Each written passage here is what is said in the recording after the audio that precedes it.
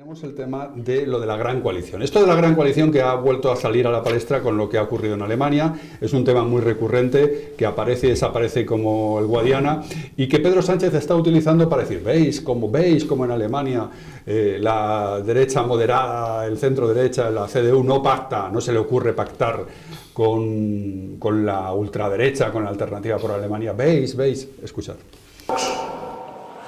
Y fijaos, hoy hay elecciones en Alemania.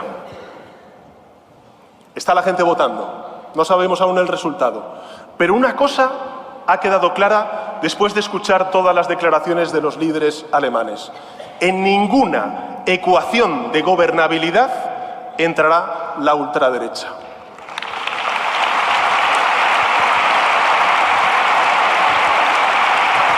Y esa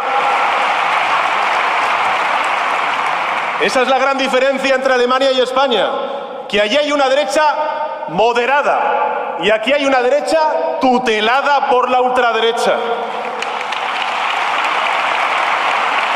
Sí. Y todo empezó aquí.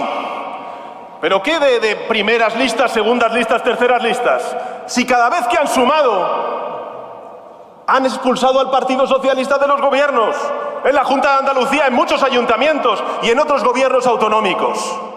Claro, pero es que a Sánchez se le olvida la otra parte de la ecuación, que en Alemania tampoco a nadie se le ocurre. Es que no sé ni siquiera, creo que no hay ni partidos independentistas. Bueno, creo que hasta están prohibidos los partidos independentistas y a nadie se le ocurre pactar con un partido independentista en Alemania, con los herederos de ETA, de una banda terrorista, en fin. Es que hay, perdóname César, sí. En Alemania hay otra cosa más importante y es que a nadie se le ocurre que no gobierne la fuerza más votada. Esto es lo primero. Eso es lo primero, efectivamente, claro, eso es lo primero. Y puesto que no se permite que... O sea, en Alemania él no podría ser presidente, claro, de ninguna manera. Y puesto que no se permite que gobierne la fuerza más votada, las fuerzas mayoritarias están condenadas a entenderse para que no entren minoritarios y quedarse fuera del pastel. Claro. Otra cosa es que Scholz ha perdido las elecciones por no aceptar un pacto con la CDU y aceptarlo con los liberales que le han llevado a la muerte política. Es decir, esto es lo que ha pasado en Alemania. Y, a ver, ojalá, en Alemania las coaliciones, estas famosas largas, grosas coaliciones y tal, sí, son lentas de la muerte.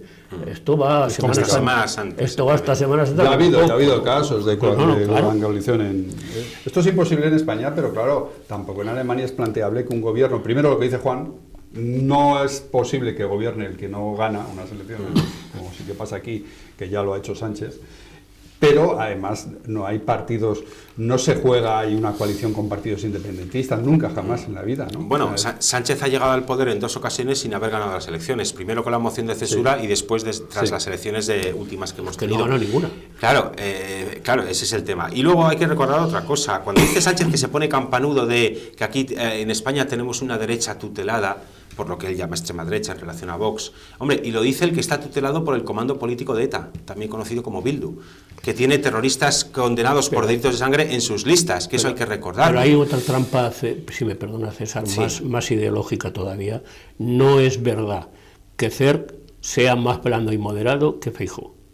Es decir, no hay más que leer lo que Cerc ha dicho a lo largo de la campaña electoral y comparar con lo que dice Feijóo. No es verdad que la derecha alemana, o sea, la derecha española sea más de derecha. Estamos hablando del PP y de la CDU. Efectivamente. Claro, de las dos partidos de la derecha moderada. Yo es que también estoy muy harto de esto de decir que la derecha buena es la que hace caso a la izquierda y la derecha mala es la que le planta cara o contesta a la izquierda. No, mire usted. Y además, eso en lo que en clave nacional. Sánchez intenta llevar el ascua a su sardina para intentar ver si así consigue ganar algo. Está escrito en la Biblia esto. Claro, pero en Alemania, yendo a Alemania, que es lo interesante del caso, aquí hay que recordar que si la CDU tiene 288 escaños, Alternativa por Alemania tiene 152 y en porcentaje consigue un 20% de los votos.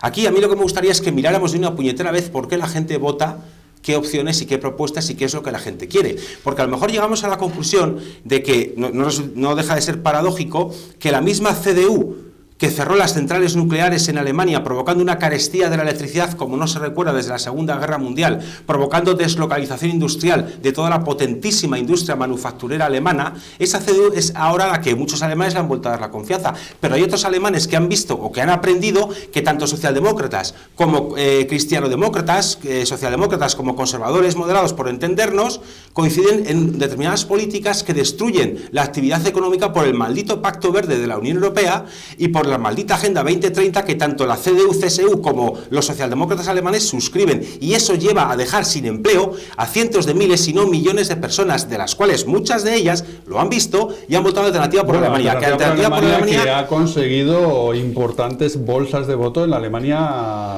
la antigua Alemania comunista, ha ganado en la Alemania Oriental, pero por una razón de las que decía César, que es la economía, se sienten territorios preteridos respecto a los otros, pero en Alemania, igual que en España, hay una división generacional fortísima, Es decir, Alianza por Alemania ha sacado un 22% entre los menores de 35 años, la CDU ha sacado un 20% entre los menores de 35 años y los socialistas apenas han alcanzado el 16% entre los menores de 35 años.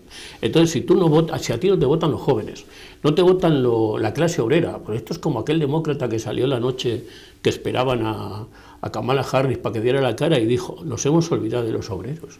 Entonces, este es el problema de la izquierda, que es una falta de identidad política, ideológica y de intereses, que es lo que sugería Y tú fíjate que es que en Alemania están pasando cosas gravísimas que hace que mucha gente vote a los que dicen, luego veríamos a ver si llegados al gobierno lo harían, pero a los que dicen defender el empleo. Es que la ciudad alemana de Sindelfingen, donde está una de las fábricas de Mercedes-Benz, donde se fabrica la clase S de Mercedes-Benz, el coche más caro de Mercedes para entendernos, es que están trabajando un solo turno, claro, lo que no había pasado nunca, y es gente que se está yendo a la calle. Es que en Wolfsburg, que es donde está la fábrica principal de Volkswagen, hay un montón de gente que está sin trabajar porque Volkswagen está dejando de contratar, porque en Wolfsburg ya no se hacen contratos indefinidos como pasaba antes, y los más mayores del lugar lo están diciendo, que parece mentira que una ciudad tan potente económicamente como era la ciudad de Wolfsburg, donde está la fábrica principal de la Volkswagen, esté como esté. O sea, Wolfsburg va camino de convertirse en lo que es Detroit ahora, un erial, por todas estas políticas que tanto conservadores alemanes como socialdemócratas importantes en Alemania, y esto al final repercute en toda Europa. Bueno, hay gran preocupación también con la salud del Papa Francisco. Tengo conexión con Carmelo López Arias, que